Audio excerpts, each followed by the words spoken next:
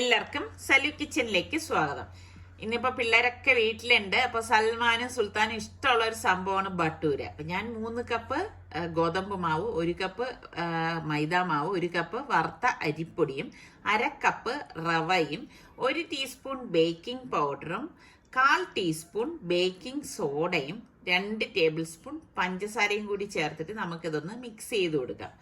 അപ്പൊ ഇതുപോലെ ഒന്ന് മിക്സ് ചെയ്തെടുത്ത ശേഷം നമ്മൾ ഇതിലേക്ക് തൈരാണ് ഞാൻ കുറച്ച് വെള്ളം ഒഴിച്ചൊന്ന് ഒരു മോര് പോലെ ആക്കിയത് 1 കപ്പ് എടുത്തിട്ടുണ്ട് കേട്ടോ. അപ്പൊ ആ 1 കപ്പ് ആദ്യം നമുക്ക് ഇതുപോലെ ഒന്ന് ഒഴിച്ചു കൊടുക്കണം. ഒഴിച്ചു കൊടുത്തിട്ട് ഇതൊന്ന് കുഴച്ചു കൊടുക്കണം. അപ്പം ഞാൻ പല രീതിയിലുള്ള ബട്ടൂര ഉണ്ടാക്കണതൊക്കെ ഇതിന് മുൻപ് കാണിച്ചിട്ടുള്ളതാണ്. അപ്പൊ ഇതും അടിപൊളി ഐറ്റമാണ് കേട്ടോ. അപ്പം ഇതിപ്പോ കുഴച്ചെടുത്ത ശേഷം നമുക്കിതിലേക്ക് വീണ്ടും 1 കപ്പ് വെള്ളമാണ് ഞാൻ ഒഴിച്ചു കൊടുക്കുന്നത്. എന്നിട്ട് നമുക്കിത് നന്നായിട്ടൊന്ന് കുഴച്ചു കൊടുക്കാം. അപ്പൊ വെള്ളം നമ്മൾ കുറേശ്ശെ ഒഴിച്ചു വേണം ഇത് കുഴച്ചെടുക്കാനുള്ളത്. മൊത്തത്തിൽ ആദ്യം അങ്ങ് ഒഴിച്ചു കൊടുക്കരുത് കേട്ടോ, എങ്കിൽ അത് ആ കുഴച്ചെടുക്കുന്ന ആ പരുവം ശരിയാകത്തില്ല. അപ്പൊ ഇപ്പൊ മാവ് കൂടുതൽ ഉള്ളത് കൊണ്ട് തന്നെ വീണ്ടും ഞാൻ ഇതിലേക്ക് 1/2 കപ്പ് വെള്ളം കുറേശ്ശെയായിട്ട് ഒഴിച്ചു കൊടുക്കുന്നുണ്ട്. അപ്പൊ നമ്മൾ എത്രത്തോളം നന്നായിട്ടൊക്കെ കുഴച്ചെടുക്കോ അത്രത്തോളം നന്നായിട്ട് വരും നമ്മളുടെ ഈ ബട്ടൂര എന്ന് പറയുന്നത് കേട്ടോ. അപ്പൊ നല്ല ഒരു ക്രിസ്പി ആയിട്ടുള്ള ഒരു ബട്ടൂര ആയിരിക്കും ഇത്. അപ്പം ഞാൻ വെള്ളം ഒഴിച്ചതായത് എല്ലാം കൂടി ചേർത്തിട്ട് ഇനിയിപ്പൊ നല്ലതുപോലെ ഒന്ന് കുഴച്ച് മിക്സ് ചെയ്ത് എടുക്കുകയാണ്. അപ്പൊ നല്ലൊരു ടേബിൾ കൗണ്ടറിൽ വല്ലതും ഇട്ടിട്ട് ഈസി ആയിട്ട് ഒന്ന് കുഴച്ചെടുത്താൽ മതി കേട്ടോ. അപ്പൊ ഞാൻ കുഴച്ചെടുത്തതിൽ 1/2 കപ്പ് വെള്ളം എടുത്തതിൽ ഒരു 1/4 കപ്പ് വെള്ളം ബാക്കി വന്നിട്ടുണ്ട്. 1/4 കപ്പ് വെള്ളം മാത്രമേ നമുക്ക് ഇതിനായിട്ട് രണ്ടാമത് എടുത്തപ്പോൾ വേണ്ടി വന്നുള്ളൂ. അപ്പൊ നല്ലതുപോലെ കുഴച്ചെടുത്ത് ഇതിലേക്ക് നമുക്കിനി 1 ടീസ്പൂൺ ഓയിൽ ഇതുപോലെ ഒന്ന് ഒഴിച്ചു കൊടുത്തിട്ട് നല്ലതുപോലെ ഒന്ന് തടവിയ ശേഷം നമുക്ക് ഇത് മൂടി 1/2 മണിക്കൂർ മാറ്റി വെക്കണം. അപ്പൊ 1/2 മണിക്കൂർ കഴിഞ്ഞ ശേഷം മാത്രമേ നമ്മൾ ഇത് എടുക്കാവൂ കേട്ടോ.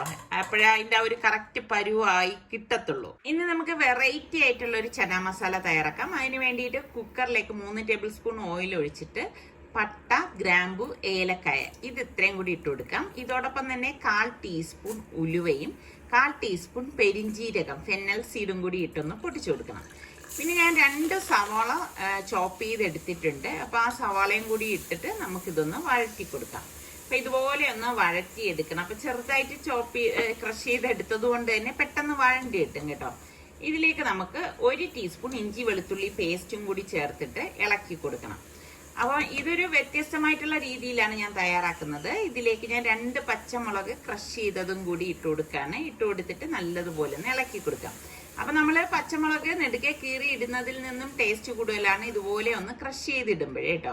ഇനി ഇതിലേക്ക് 3 ടീസ്പൂൺ മല്ലിപ്പൊടിയും 1 ടീസ്പൂൺ മഞ്ഞൾപ്പൊടിയും 1 ടീസ്പൂൺ ഗരം മസാല പൊടി, 1 ടീസ്പൂൺ പെരിഞ്ജീരകം വറുത്തു പൊടിച്ചത്, 2 ടീസ്പൂൺ മുളക് പൊടി, പാകത്തിനുള്ള ഉപ്പ് ഇത്രയും കൂടി ചേർത്തിട്ട് നന്നായിട്ടൊന്ന് ഇളക്കി കൊടുക്കണം.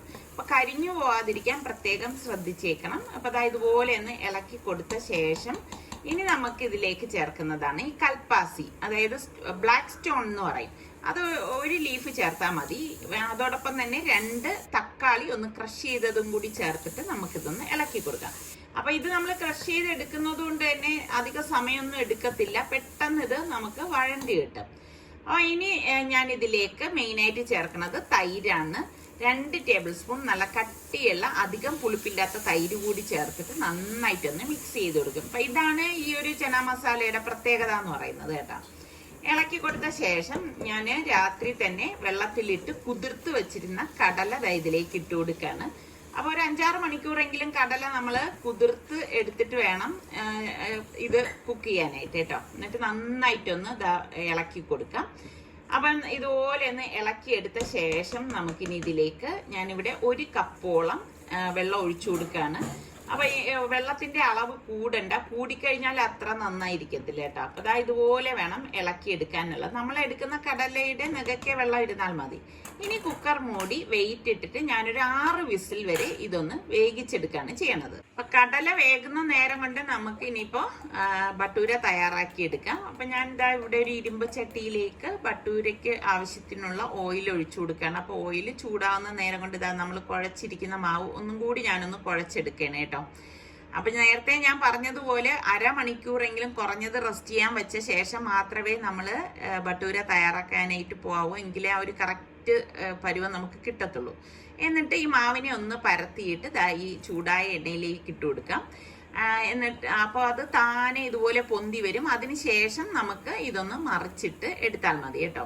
അപ്പൊ തിരിച്ചും മറിച്ചും ഇട്ട് നമുക്ക് ഇത് ഫ്രൈ ചെയ്തെടുക്കുകയാണ് ചെയ്യണത്.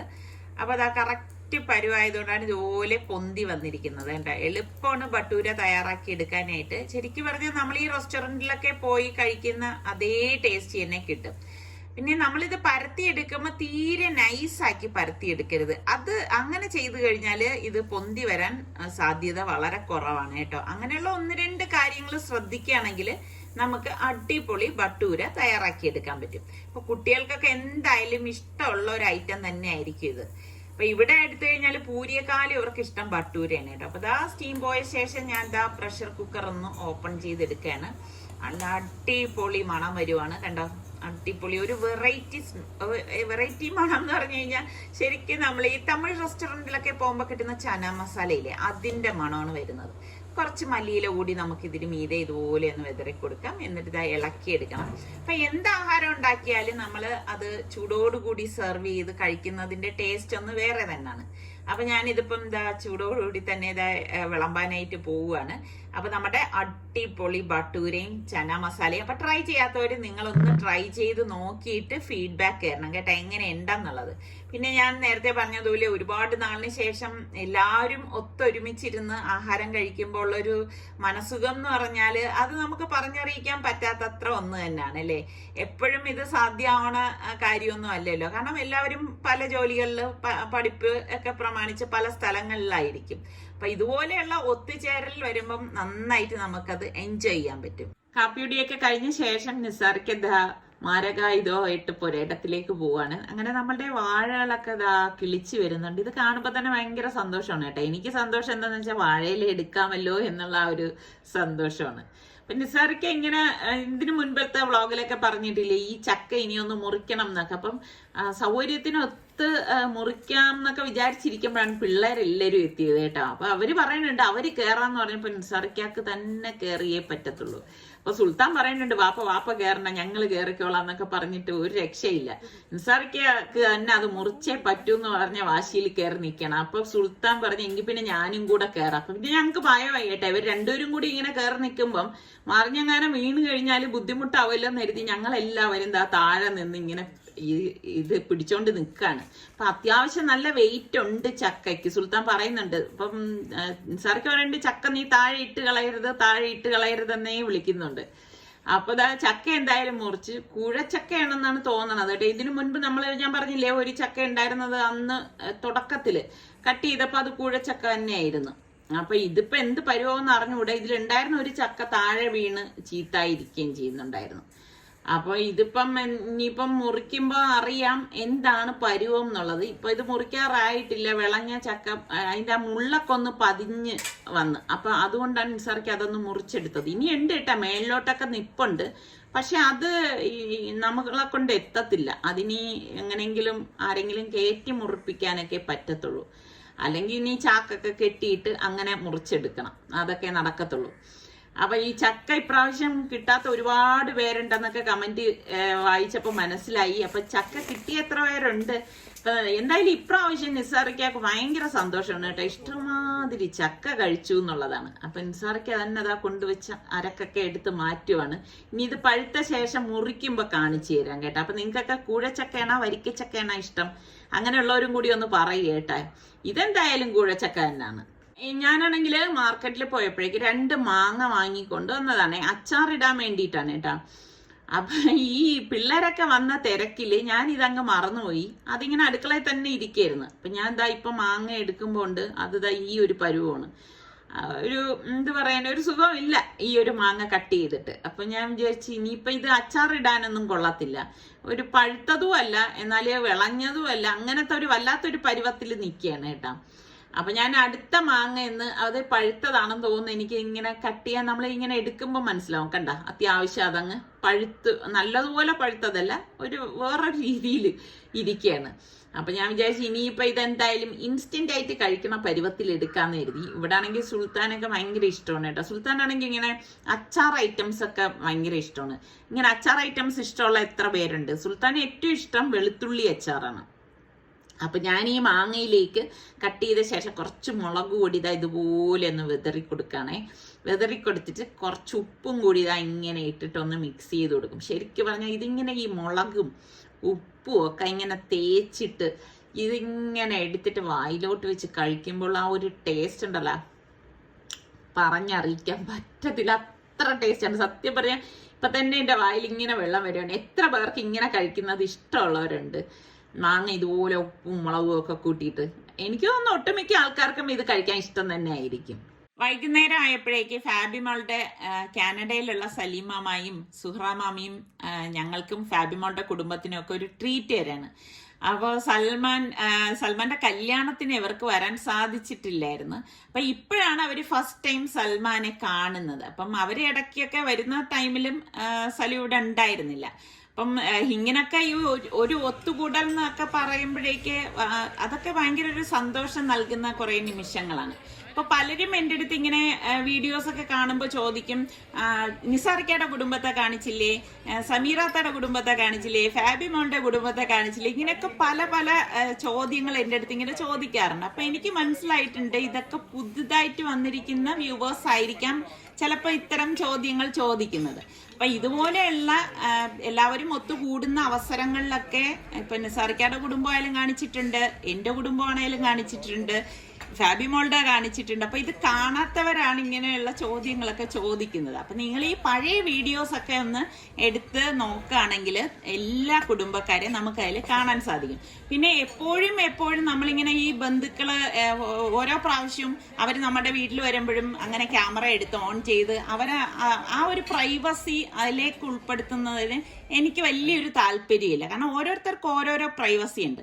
അപ്പൊ ഇതുപോലെയുള്ള ചില ഒക്കേഷനിൽ നമുക്ക് സാഹചര്യങ്ങൾ ഒത്തുവരുമ്പം എല്ലാവരെയും ഇതുപോലെ കാണിക്കുന്നതാണ്.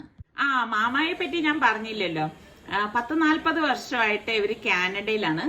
സലീമാമ ഡോക്ടറാണ്. ഇപ്പൊ പിന്നെ റിട്ടയർമെന്റ് ലൈഫ് എൻജോയ് ചെയ്യുന്നു. അപ്പൊ അവര് ഇടയ്ക്കൊക്കെ ഇതുപോലെ നാട്ടിൽ വരികയും അല്ലെങ്കിൽ മറ്റു സ്ഥലങ്ങളിലേക്കൊക്കെ പോവുകയും അങ്ങനെയാണ് അവരുടെ ലൈഫ് കൊണ്ടുപോകുന്നതെന്നൊക്കെയാണ് പറഞ്ഞത്. അപ്പൊ ഞാൻ കൂടുതൽ ഇങ്ങനെ ആ മാമായെ കുറിച്ചുള്ള കാര്യങ്ങളെല്ലാം നേരിട്ട് കേട്ടറിഞ്ഞപ്പോൾ എനിക്ക് ഭയങ്കര ഒരു കൗതുകം തോന്നി. കാരണം ഞാൻ ആഗ്രഹിക്കുന്ന ഒരു കാര്യമാണ് മാമായുടെ ജീവിതത്തിൽ കൊണ്ടുവന്നിരിക്കുന്നത്. കാരണം നമ്മൾ ചെറുപ്പകാലത്തൊക്കെ മക്കളുടെ പഠനം, ബാക്കിയുള്ള വീട്ടുകാര്യങ്ങളൊക്കെ കൊണ്ട് നമുക്ക് ലൈഫ് ചിലപ്പോൾ എൻജോയ് ചെയ്യാൻ പറ്റിയെന്ന് വരില്ല. അപ്പോൾ ഒരു സ്റ്റേജ് എത്തിക്കഴിഞ്ഞ് മക്കളൊക്കെ ഒരു നിലയിലൊക്കെ എത്തിക്കഴിയുമ്പോഴാണ് പിന്നെ നമ്മൾ ഭാര്യയും ഭർത്താവും ഒറ്റപ്പെടുന്ന ഒരു സ്റ്റേജിലേക്ക് വരുന്നത്. അപ്പൊ ആ ഒരു സമയത്ത് നമ്മളാൽ പറ്റുന്ന രീതിയിൽ നമ്മളൊക്കെ എൻജോയ് ചെയ്യണം എന്നുള്ളതാണ് എൻ്റെ ഒരു കാഴ്ചപ്പാട് കേട്ടോ. അപ്പൊ ഞാൻ എപ്പോഴും നിസാറിക്ക് അടുത്ത് ഇത് പറയും. അപ്പൊ ഇത് പറഞ്ഞുകൊണ്ടിരിക്കുമ്പോൾ നമ്മുടെ റെസ്റ്റോറന്റ് കോളേജിൽ നിന്ന് ഇപ്പൊ നേരെ വന്നതാണ് ഇവിടെ. അപ്പം സൽമാൻ ഉള്ളത് കൊണ്ട് അവൻ നേരെ ബസ്സിലാണ് കയറി വന്നത് കേട്ടോ. അത്രയും നേരം കൂടി ഇക്കാടെ കൂടെ ചെലവഴിക്കാമല്ലോ എന്ന് വിചാരിച്ചിട്ട്. അപ്പൊ അത് ഐസ്ക്രീം കൊണ്ടുവച്ചു. ഐസ്ക്രീം കൊണ്ടുവച്ചപ്പോഴേക്ക് അവര് തമാശക്ക് പറയുന്നുണ്ട്, നിങ്ങൾക്ക് അതിന്റെ അങ്ങോട്ടും ഇങ്ങോട്ടൊക്കെ കൊടുത്ത് കഴിച്ചുകൂടെ എന്നൊക്കെ. പക്ഷെ തമാശയാണ്, അത് തമാശയല്ല കേട്ടോ. സീരിയസ് ആയിട്ട് ഞങ്ങൾ ഇങ്ങനെ തന്നെയാണ് കേട്ടോ. എന്തൊരു സാധനവും നമ്മൾ അങ്ങോട്ടും ഇങ്ങോട്ടും ഷെയർ ചെയ്തൊക്കെ കഴിക്കണം. അങ്ങനെയാണ് എൻ്റെ ഒരു ആറ്റിറ്റ്യൂഡ് എന്ന് പറയുന്നത്. അവിടെ നമ്മൾ പ്രായംന്നോ അല്ലെങ്കിൽ നാണമെന്നോ എന്നൊന്നും ചിന്തിക്കേണ്ട കാര്യമില്ല. ഞാൻ പിള്ളേരുടെ അടുത്ത് പറയുന്നുണ്ട്, നിങ്ങൾ ഞങ്ങളെ നോക്കി പഠിക്കൂ എന്നൊക്കെയാണ് ഞാൻ പറയുന്നത് കേട്ടോ. അപ്പൊ ഇതിലൊന്നും ഒരു തെറ്റുമില്ല അല്ലേ? നിങ്ങളുടെയൊക്കെ അഭിപ്രായം എന്താണ്? അങ്ങനെ നല്ല ഒരു സായാഹ്നമായിരുന്നു. അപ്പൊ നമ്മളിത് ഡെസേർട്ടൊക്കെ ഓർഡർ ചെയ്തു. അപ്പം അതൊക്കെ കഴിച്ചു. പിന്നെ കുറച്ച് ഫോട്ടോസൊക്കെ എടുത്ത് എല്ലാവരും കൂടി ഒത്ത് നിൽക്കുമ്പോഴല്ലേ ഇങ്ങനെയുള്ള ഫോട്ടോസൊക്കെ എടുക്കുന്നത്. അപ്പൊ അങ്ങനെ കുറച്ച് ഫോട്ടോസൊക്കെ എടുത്ത ശേഷം പിന്നെ നമ്മളെല്ലാവരും അവിടെ നിന്ന് പിരിഞ്ഞു. ഇനിയിപ്പം നേരെ വീട്ടിലേക്കാണ് പോണത്. എല്ലാവർക്കും ഭയങ്കര ഒരു സന്തോഷമായിട്ട് പിള്ളേരും എല്ലാം നന്നായിട്ട് എൻജോയ് ചെയ്തു. ശരിക്കും പറഞ്ഞാൽ ഇങ്ങനെയൊക്കെ കിട്ടുന്ന നിമിഷങ്ങൾ എന്ന് പറയുന്നത് അത് വളരെ റയർ തന്നെയാണ്. കാരണം എല്ലാവരും തിരക്കുള്ളവരായതുകൊണ്ടാണ് ചുരുങ്ങിയ സമയത്ത് നമുക്കിതൊക്കെ ആസ്വദിക്കാൻ കഴിയുന്നത്. അപ്പൊ വീട്ടിലെത്തിയ ശേഷം ഇതിപ്പോ ഒത്തിരി രാത്രിയായി കേട്ടോ. ഇവരിവിടെ ഇരുന്ന് എന്തൊക്കെയോ കഥയും കഹാനിയും ഒക്കെ പറഞ്ഞ് എല്ലാവരും കൂടി ചിരിച്ചു മറിക്കുന്നൊക്കെ ഉണ്ട്. അപ്പൊ ഞാൻ പറയുന്നുണ്ട് നിങ്ങൾ പോയി കിടക്കെന്ന് പറയുമ്പം ഇവര് 4 പേരും പറയുന്നുണ്ട് ഇല്ല, അവര് 4 പേരും അവിടെ ഇരുന്ന് കുറച്ചു നേരം വർത്തമാനം പറഞ്ഞിട്ടൊക്കെ പോകത്തുള്ളൂ എന്നൊക്കെയാണ് പറയുന്നത്. അപ്പൊ ഞാനും അവിടെ ഇരുന്നു. ഇവര് പറയുന്നതിൽ എനിക്ക് എപ്പോഴും ഈ പിള്ളേർ സെറ്റിന്റെ കൂടെ ഇരിക്കാൻ എനിക്ക് ഭയങ്കര ഇഷ്ടമാണ് കേട്ടോ. ഞാൻ എപ്പോഴും എന്റെ പ്രായക്കാരോടെ ഇരിക്കുന്നതിനേക്കാളും ഞാൻ എൻജോയ് ചെയ്യുന്നത് ഇതുപോലെയുള്ള പിള്ളേർ സെറ്റിന്റെ കൂടെ ഇരിക്കുമ്പോഴാണ്. നിങ്ങളൊക്കെ എങ്ങനെയാണ്? എന്തോ എന്നില് ഉള്ള, ഞാൻ എപ്പോഴും പറയും എനിക്ക് അത് ഞാൻ ഭയങ്കരമായിട്ട് ആസ്വദിക്കുന്ന ഒരു കൂട്ടത്തിലാണ്. അപ്പൊ ഇവര് പറയുന്ന തമാശകള് കാര്യങ്ങള് ഇതിലൊക്കെ ഞാനും ഇൻവോൾവ് ആവും കേട്ടോ. അപ്പൊ അതുകൊണ്ടായിരിക്കാം എനിക്ക് ഇങ്ങനെയുള്ള കാര്യങ്ങളൊക്കെ ഭയങ്കര ഇഷ്ടം. അങ്ങനെ റിസ്വാൻ ഭയങ്കര കോമഡിയാണ് കേട്ടോ. കോളേജിലെ ഓരോ കാര്യങ്ങളും ഒക്കെ പറയാണ്. ശരിക്കും പറഞ്ഞാൽ അവൻ വരുമ്പോഴാണ് വീടിന് നല്ലൊരു ഉണർവൊക്കെ കിട്ടുന്നത്. അപ്പൊ ഇതൊക്കെ തന്നെയാണ് നമ്മളുടെ ഇന്നത്തെ വിശേഷങ്ങൾ എന്ന് പറയുന്നത്. അപ്പം നിങ്ങൾക്ക് എല്ലാവർക്കും ഇന്നത്തെ ഈ നമ്മളുടെ എപ്പിസോഡ് ഇഷ്ടമായെന്ന് വിശ്വസിക്കുന്നു. അപ്പൊ സബ്സ്ക്രൈബ് ചെയ്യാതെ ആരെങ്കിലും ഉണ്ടെങ്കിൽ നിങ്ങൾക്ക് നമ്മളുടെ ചാനൽ ഇഷ്ടപ്പെടുകയാണെങ്കിൽ ഒന്ന് സബ്സ്ക്രൈബ് ചെയ്തിട്ട് ആ ബെല്ലൈക്കൺ കൂടെ ഒന്ന് പ്രസ് ചെയ്തേക്കണേ. എങ്കിൽ മാത്രമേ ഞാൻ വീഡിയോസ് ഒക്കെ പോസ്റ്റ് ചെയ്യുമ്പോൾ നിങ്ങൾക്ക് നോട്ടിഫിക്കേഷൻ ഒക്കെ കിട്ടത്തുള്ളൂ. അപ്പൊ അടുത്ത നല്ല റെസിപ്പിയോ നല്ല അടിപൊളി വ്ളോഗോ ആയിട്ടൊക്കെ നമുക്ക് കാണാം. അതുവരയ്ക്കും എല്ലാവർക്കും ബൈ.